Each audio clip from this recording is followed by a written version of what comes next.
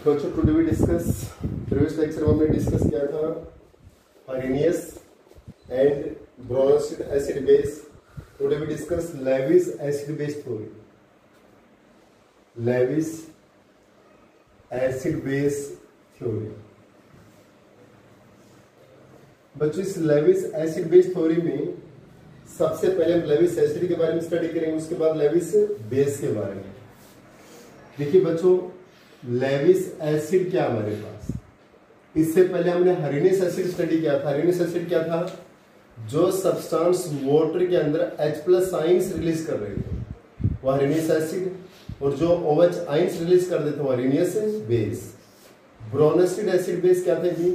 ब्रोनोसिड में जो proton donate करते वो एसिड, प्रोटॉन एक्सेप्ट करते वो बेस। अब नेक्स्ट हमारा लेविस एसिड। लेविस एसिड क्या भी? Electron deficient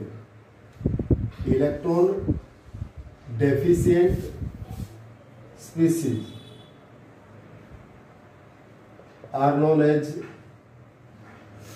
Levi's acid. जो इलेक्ट्रॉन डेफिशिएंट होते हैं बच्चों, वो क्या होते हैं? Lewis acid. या आप क्या डेफिनेशन दे सकते हैं? Those substance which have tendency to accept a pair of electrons। क्या बताया कि मैंने? लेविस एसिड क्या होते हैं? Those substance which have tendency to accept a pair of electrons, जो एक पेयर ऑफ इलेक्ट्रॉन्स को एक्सेप्ट करने की टेंडेंसी रखते हैं। यानी those substance which have tendency to accept a pair of electrons, एक पेयर ऑफ इलेक्ट्रॉन्स को एक्सेप्ट करने की टेंडेंसी रखते हैं, वो क्या होते हैं बच्चों? लेविस एसिड होते हैं। वो क्या होते हैं? Lewis acid.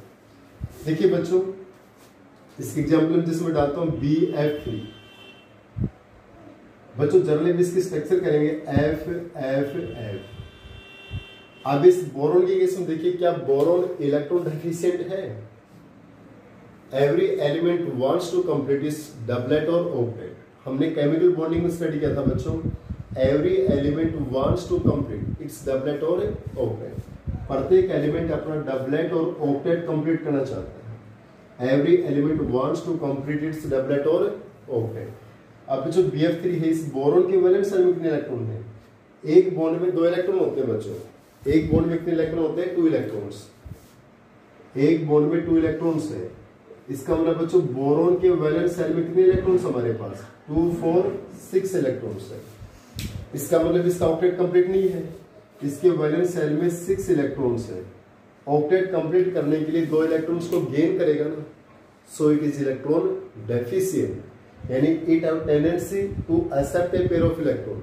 इसको ऑक्टेट कंप्लीट करने के लिए ये 2 इलेक्ट्रॉन्स को गेन करेगा ना, so it has tendency to accept a pair of electron। इसलिए पेयर ऑफ इलेक्ट्रॉन्स को एक्सेप्ट करने की टेंडेंसी होती है।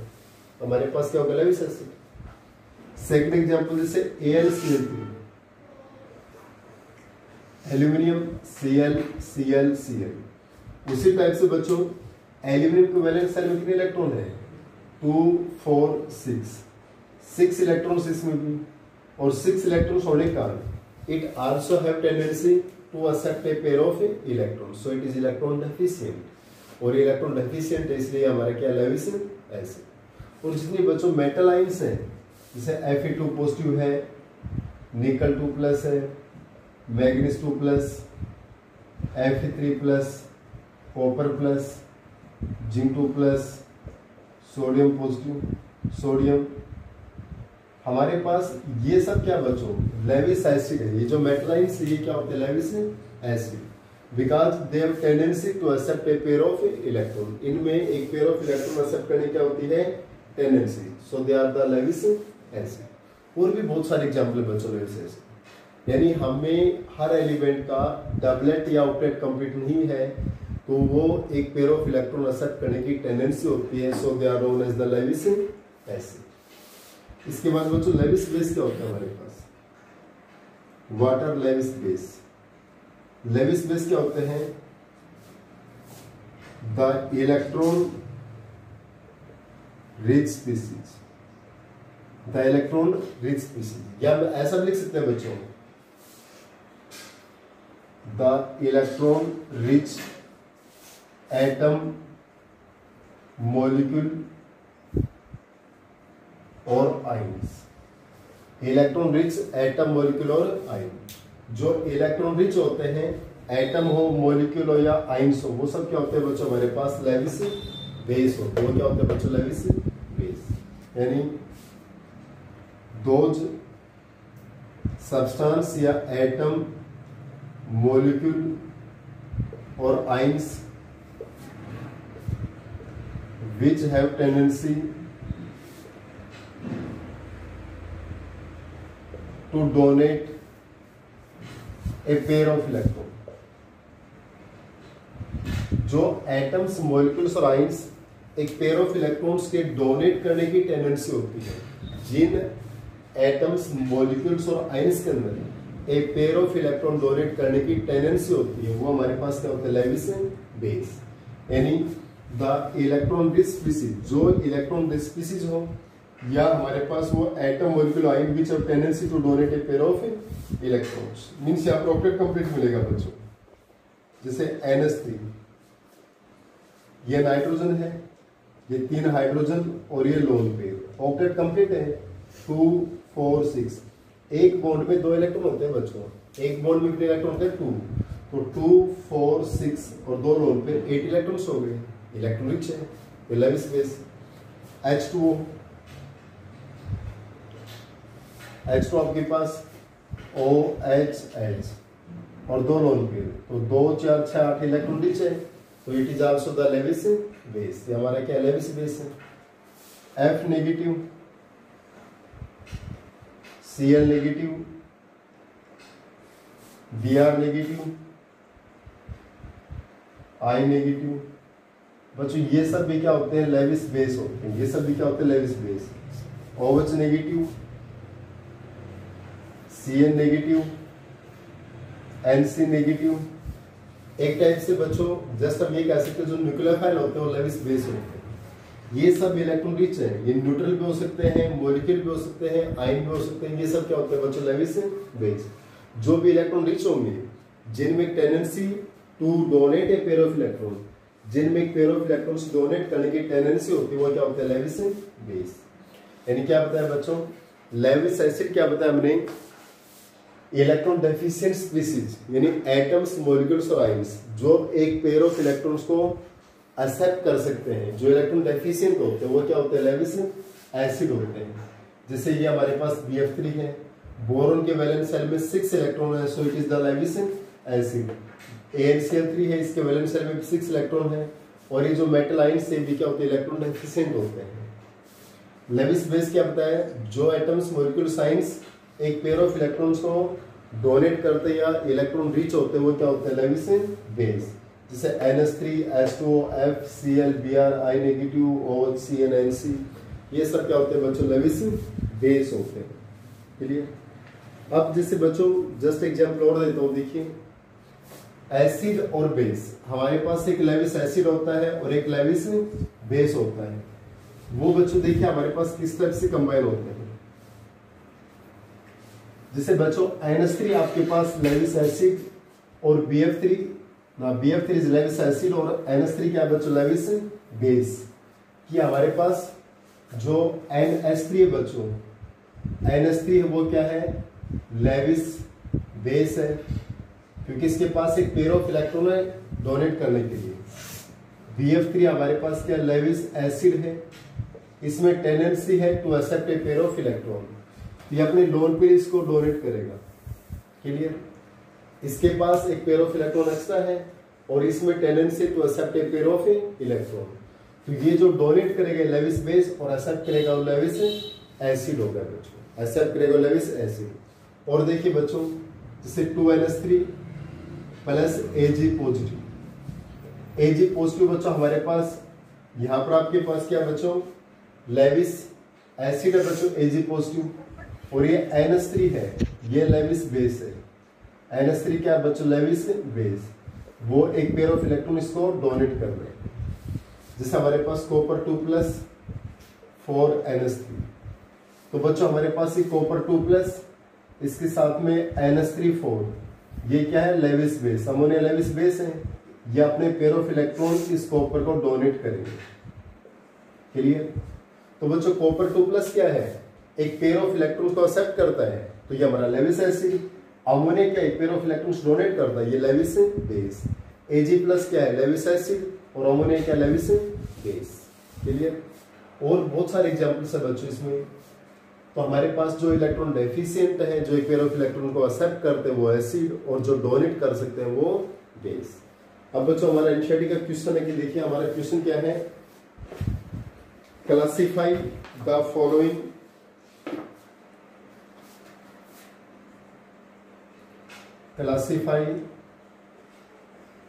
Following species as Lewis base और लेविस एसिड। लेविस बेस और लेविस एसिड में क्लासिफाई करना बच्चों। हमारे पास है NH3, BF3, SnCl4, CO, Ni2 positive, C5H5N, AlCl3 और X नेगेटिव। इनको बच्चों में लेविस एसिड और लेविस बेस में क्लासिफाई करना है। बच्चों देखिए जो हमारे इलेक्ट्रॉन रिच आयंस है, वो क्या होंगे, लेविस बेस, और जो इलेक्ट्रॉन डेफिशिएंट वो क्या होंगे, लेविस एसिड। तो पहले हम लेविस बेस करते हैं इसमें से। बच्चों ये अमोनिया है, अमोनिया हमारे पास लेविस बेस होगा। नाइट्रोजन के साथ में 3 हाइड्रोजन है, तो नाइट्रोजन 3 H के साथ बॉन्ड बनाएगा, तो 6 इलेक्ट्रॉन और 2 लोन पेयर, 8 इलेक्ट्रॉन्स हो गए। So it is the Lewis base. हमारा जो CO है, CO ऑक्सीजन लोन पेयर, तो ये लेविस बेस। ये पिरिडिन है बच्चों, C5H5N, N पे लोन पे रहती है, Lewis base, that is pyridine. और ये हमारा हेलोजन नेगेटिव, X हमारा कोई भी हेलोजन HCl भी आ रहा है, तो ये इलेक्ट्रॉन रिच है ना आपके पास, यार लोन पेयर की प्रेजेंस है और इस पे नेगेटिव, तो ये सब के इलेक्ट्रॉन रिच है, लेविस बेस। अब लेविस एसिड के इनमें जो इलेक्ट्रॉन डेफिशिएंट है, इलेक्ट्रॉन डेफिशिएंट जैसे हमारे पास BF3, या बोरोन के वैलेंस शेल में बच्चों 6 इलेक्ट्रॉन है, सो it is the Lewis acid. It's octet is incomplete, so is it Lewis acid. बच्चों हमारे पास निकल 2+ है, मेटलाइंस है, इलेक्ट्रॉन डेफिशिएंट होता है, लेविस एसिड। AlCl3 इसके वैलेंस शेल में 6 इलेक्ट्रॉन, लेविस एसिड। लेकिन SnCl4 देखने में बच्चों इसका ऑक्टेट कंप्लीट है, क्योंकि SN के साथ 4 Cl बॉन्ड बना रखे, 8 इलेक्ट्रॉन्स है। लेकिन बच्चों टिन के केस में वैकेंट डी ऑर्बिटल है, क्या प्रेजेंट है, वैकेंट डी ऑर्बिटल है, वैकेंट डी ऑर्बिटल है, इसलिए बच्चों ये हमारा लेविस एसिड है, जो इसके अंदर हमारे पास क्या वैकेंट डी ऑर्बिटल। और SnCl4 में टिन के अंदर वैकेंट डी ऑर्बिटल होने के कारण ये क्या होता है, हमारा लेविस एसिड होता है बच्चों। क्या होता है, Lewis acid, due to presence of the electron vacant d orbital. So vacant d orbitals के कारण ये हमारे पास क्या, लेविस एसिड। क्लियर? नेक्स्ट हमारे पास है बच्चों डिसोसिएशन या ionisation of the weak acid और वीक बेस। बच्चों डिसोसिएशन या आयनाइजेशन ऑफ वीक एसिड या वीक बेस। बच्चों ध्यान से देखिए, डिसोसिएशन या आयनाइजेशन ऑफ वीक एसिड और बेस। डिसोसिएशन या आयनाइजेशन क्या होता है बच्चों, वीक एसिड या बेस का। जिसमें एक एग्जांपल लेता हूं CH3COH, वीक एसिड आपका, that is weak acid. Water से रिएक्शन करेगा तो किस में आयनाइज होगा भी आपका, CH3CO negative plus H3O positive. तो इसका डिसोसिएशन कांस्टेंट क्या होता है भी आपका, CH3COH plus H2O can dissociate into CH3CO negative plus H3O positive. Clear? तो डिसोसिएशन कांस्टेंट क्या होगा भी आपका, concentration of product upon concentration of reactant, that is CH3COH, concentration of product divided by concentration of a reactant। Clear? अब इसी type से बच्चों जैसे हमारे पास ये HA है, ये वाटर से रिएक्शन करेगा तो ये भी किस में डिसोसिएट होगा भी आपका A negative plus H3O positive. यहाँ से डिसोसिएशन कांस्टेंट क्या हो जाएगा भी concentration of product upon concentration of reactant. ऐसे एग्जांपल हम दे सकते हैं बच्चों, क्लियर। जैसे हमने एसिटिक एसिड का दिया या HA कोई भी वीक एसिड ले लिया हमने। अब सपोज करो हम डायरेक्ट डिसोसिएशन करते हैं, ये हमारा क्या है वीक एसिड है, इस वीक एसिड का हम डायरेक्ट डिसोसिएशन करते हैं बच्चों H positive plus A negative, तो डिसोसिएशन कांस्टेंट क्या होता है Ka, क्लियर बच्चों। ये हमारा वीक एसिड एक किस्म डिसोसिएट होगा H plus A minus, initial इसकी कंसंट्रेशन C है तो ये कहा है बच्चों 0 before the reaction starting, concentration of reactant is the C, so concentration of product is 0 and 0, concentration of product क्या होगा 0 and 0 on starting the reaction। इसकी concentration क्या होगी C अल्फा, तो इसकी concentration क्या होगी C माइनस C अल्फा। ये हमारी क्या है इक्विलिब्रियम के ऊपर जब रिएक्शन का डिसोसिएशन हो गया भी आपका, तो बच्चों हमारे पास डिसोसिएशन कांस्टेंट Ka क्या होता है भी आपका concentration of product divide by reactant, तो प्रोडक्ट क्या है भी आपका C alpha upon C minus C alpha, C common ले लिया बच्चों, एक C से C कट गया तो K क्या गया भी आपका C alpha square upon 1 minus alpha, clear. तो बच्चों हमारे पास Ka क्या होता है भी आपका C alpha square upon 1 minus alpha. Week acid है तो इसका डिसोसिएशन नेग्लिजिबल होगा, तो हमारी अल्फा की वैल्यू क्या होती है नेग्लिजिबल, तो 1 minus alpha is equal to 1 आ गया, जो 1 माइनस अल्फा वो किसके बराबर आ गया 1 के बराबर। तो बच्चों हमारा Ka किसके बराबर है C अल्फा स्क्वायर, तो अल्फा किसके बराबर आ गया भी आपका स्क्वायर रूट Ka अपॉन में C, अल्फा क्या आ गया बच्चों स्क्वायर रूट Ka अपॉन में C।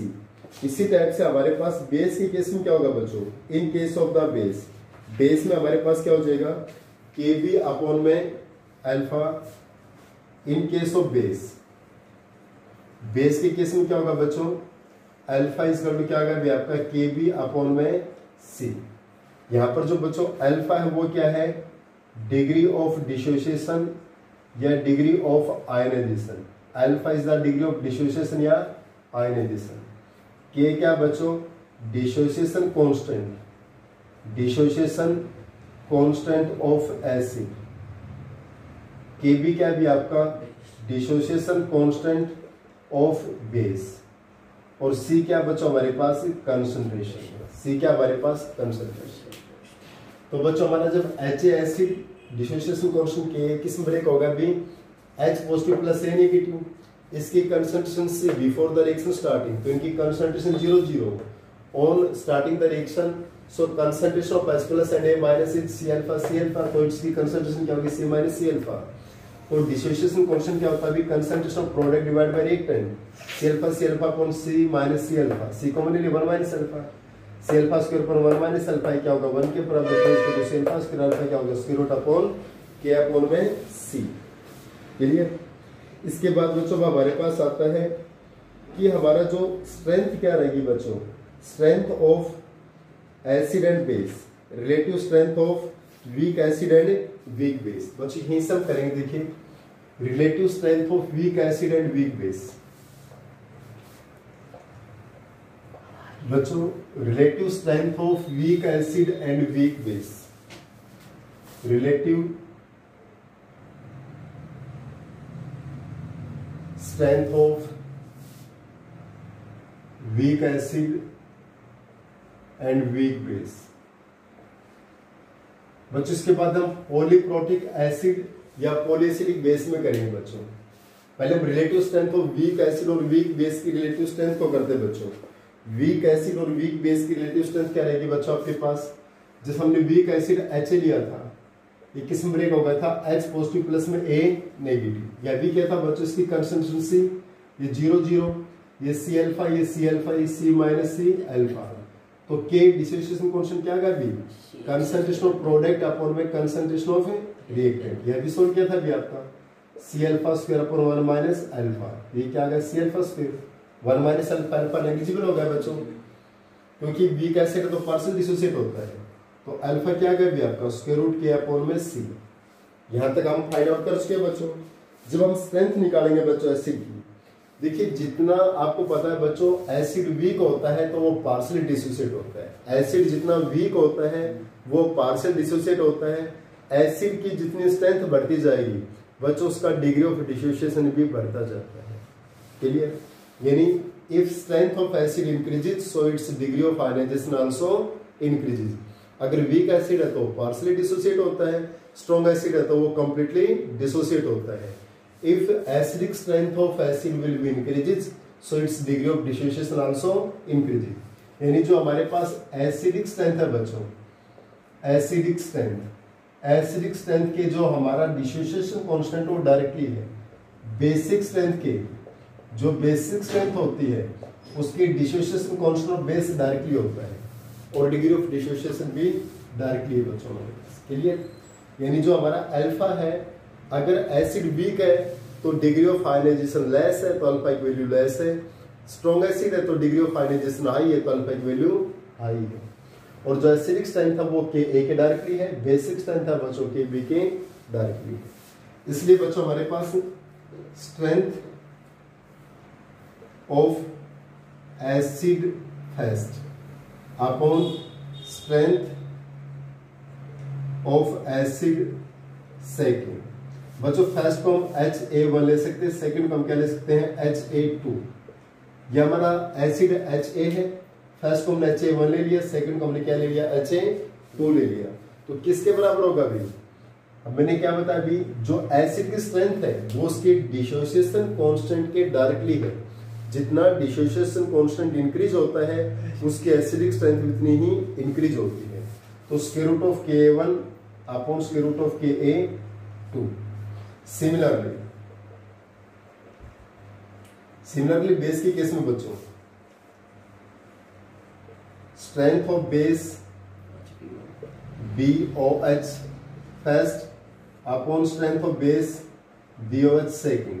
ये हमारे पास क्या आ जाएगा Kb1 अपॉन Kb2, यानी strength of base first upon strength of base second.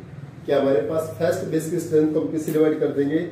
Second base की स्ट्रेंथ से डिवाइड कर देंगे बच्चों। Strength of base first upon strength of base second, यानी फर्स्ट को हम किससे डिवाइड कर दिया? हमने सेकंड से डिवाइड कर दिया। इसके जस्ट बाद बच्चों हम डिस्कस करेंगे पॉलीप्रोटिक एसिड एंड पॉलीएसिडिक बेस।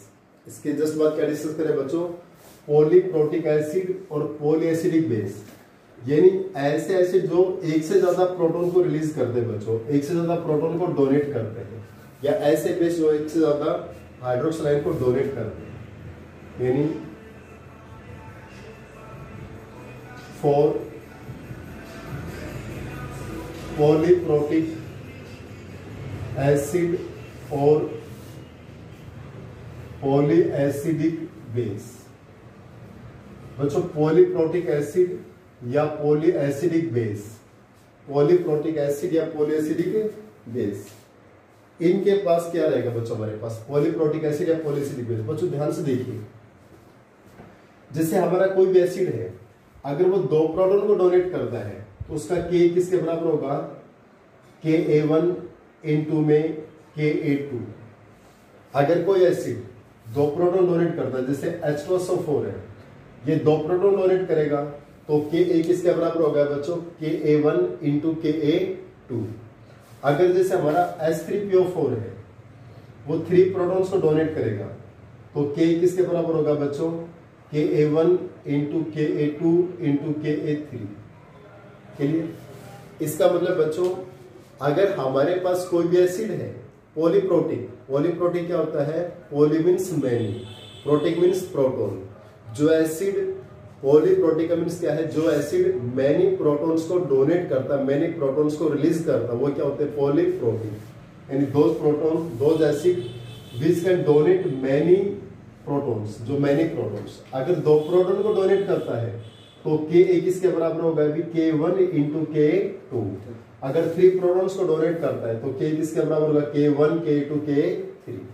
जिसमें एक जनरल एग्जांपल देके समझा रहा हूं बच्चों। जैसे हमारे पास H3A है, इसमें 3 प्रोटॉन है, जस्ट लाइक एज H3PO4। बच्चों दोबारा से समझिए, अगर किसी एसिड में 2 प्रोटॉन डोनेट करने की टेंडेंसी है तो Ka किसके बराबर हो गया? Multiplication of K1 into K2। 3 protons को डोनेट करने की टेंडेंसी है, तो K किसके बराबर हो गया, Ka1 into K2 into K3, जिससे मैंने 3 का लिया बच्चों H3A। अगर बच्चों हमारे पास ये फर्स्ट प्रोटॉन डोनेट करेगा आपके पास H positive plus H2A negative, तो इसका डिसोसिएशन कांस्टेंट आएगा Ka1। ये फिर से H2A, जो हमारा H2A आया, ये H2A नेगेटिव आया, फिर से एक प्रोटॉन डोनेट करेगा तो H positive plus Ha2 negative, यहाँ पर डिसोसिएशन कांस्टेंट Ka2।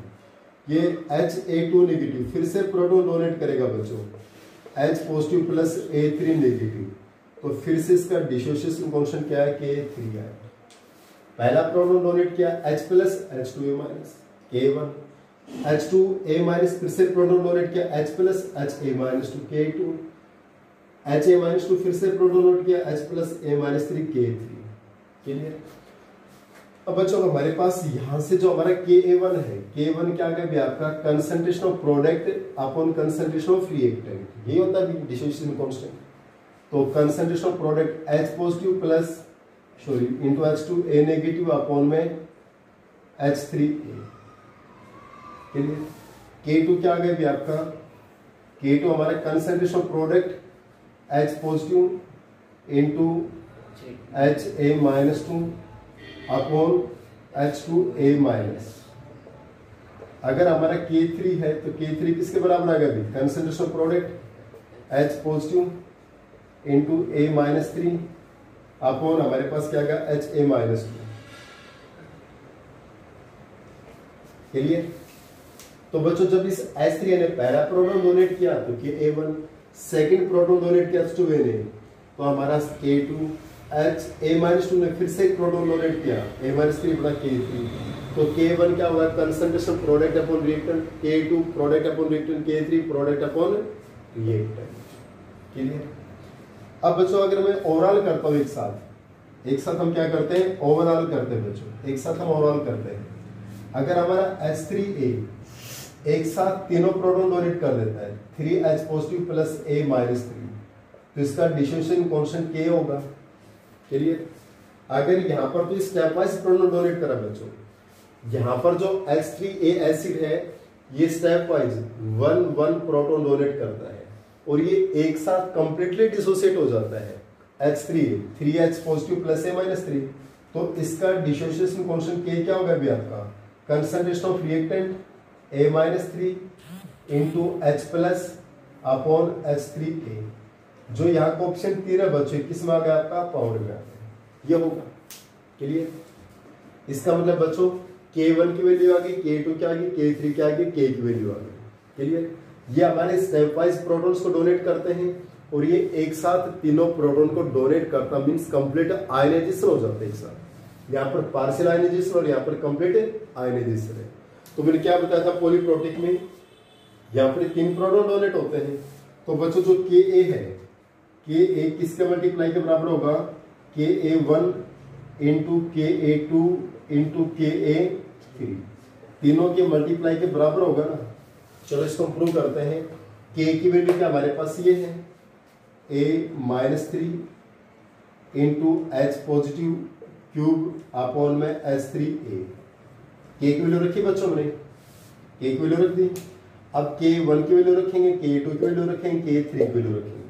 K1 की वैल्यू रखो बच्चों, K1 की वैल्यू क्या है भी, H positive into H2A negative upon H3A।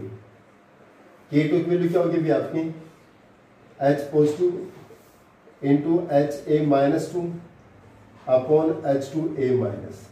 K3 की वैल्यू क्या है भी आपकी, H positive A minus 3 upon HA minus 2। Clear. यहां देखिए बच्चों आपके पास इस H2A से H2A कैंसिल होगा भी आपका ये। क्लियर। यहाँ HA माइनस 2 से HA माइनस 2 कैंसिल हो गया। तो अपर देखिए बच्चों H plus H plus H plus 3 है ना हमारे पास, तो H प्लस का क्या होगा आपके पास Q।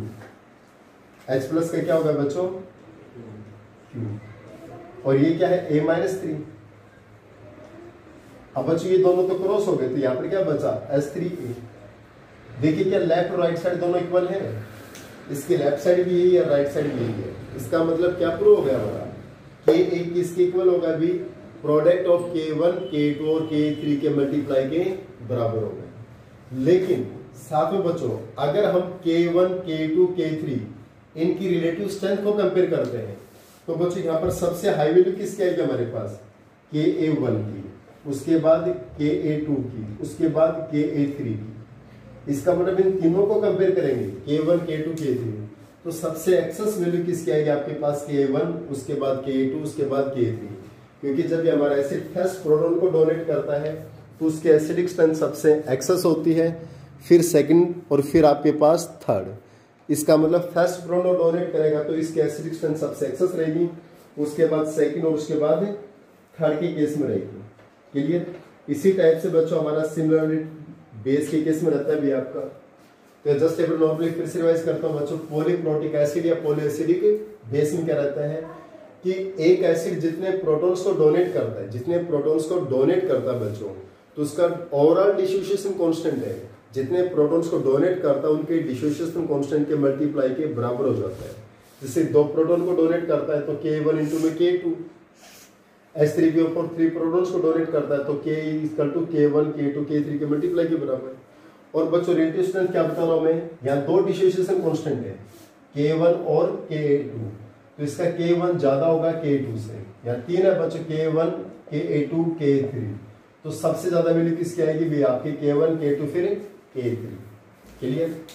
और बच्चों higher the value of dissociation constant higher the acidic strength, जितनी ज्यादा वैल्यू होती है डिसोसिएशन कांस्टेंट की उतना ज्यादा क्या होता है एसिडिक इन नेचर, जितनी एसिडिक स्ट्रेंथ क्या होती है उसकी हाई होती है। तो हमने जनरल केस लिया H3A, अगर इसने पहला प्रोटॉन डोनेट किया तो K1 H plus H2A minus, फिर से प्रोटॉन डोनेट किया H2A माइनस ने H plus HA minus 2 K2, HA minus 2 ने फिर से प्रोटॉन डोनेट किया H plus A minus 3 K3। यहाँ से K1 की वैल्यू निकाली, concentration of product upon reactant, product upon reactant. K2 क्या आ गया भी, concentration of product upon reactant, product upon reactant. K3 value क्या आ गई, concentration of product upon reactant, product upon reactant. तो बच्चों हमारा Ka किसके बराबर आएगा, multiplication of K1 K2 K3 तीनों के मल्टीप्लाई के बराबर आएगा। तो हमारी K की वैल्यू हम डायरेक्ट निकालते हैं बच्चों, H3 प्लस एक साथ 3 प्रोटॉन डोनेट करेगा, कंप्लीट आयनाइजेशन होगा, कंप्लीट डिसोसिएशन होगा, तो 3H प्लस A माइनस 3, तो K क्या होगा भी, concentration of product upon reactant. यहाँ 3 का ऑप्शन था तो 3 पावर में आ गया। अब बच्चों हमारा K क्या होता है, K1 K2 K3 के मल्टीप्लाई के बराबर। K की वैल्यू रखी बच्चों हमने यहाँ से, K1 की वैल्यू कहां से रखी, ये K2 की वैल्यू यहां से रखी, K3 की वैल्यू यहां से रखी, ये दोनों क्रॉस हो गए बच्चों। तो हमारे पास K की वैल्यू तो ये है, तो ये K1 K2 K3 की वैल्यू हमारे पास, ये H plus H plus H plus का क्यूब हो गया, ये A माइनस 3 और ये आपके पास H3A, तो दोनों साइड बराबर हो गई। क्लियर। K किसके बराबर हो गया, multiplication of K1 K2 and Ka3 बच्चों। लेकिन इनके डिसोसिएशन कांस्टेंट को कंपैरिजन करेंगे तो K1 सबसे ज्यादा रहेगा, K2 और K3। और बच्चों जो हमारी एसिडिक स्ट्रेंथ होती है बच्चों, एसिडिक स्ट्रेंथ यानी जो भी एसिड होता है उसकी एसिडिक स्ट्रेंथ होती है वो डिसोसिएशन कांस्टेंट के डायरेक्टली प्रोपोर्शनल होती है। Higher the value of dissociation constant higher the acidic strength. और पीके की क्या होती है बच्चों, इनवर्सली प्रोपोर्शनल। पीके की क्या होती है, इनवर्सली प्रोपोर्शनल। क्लियर। काफी वर्क हो गया बच्चों आज के लिए।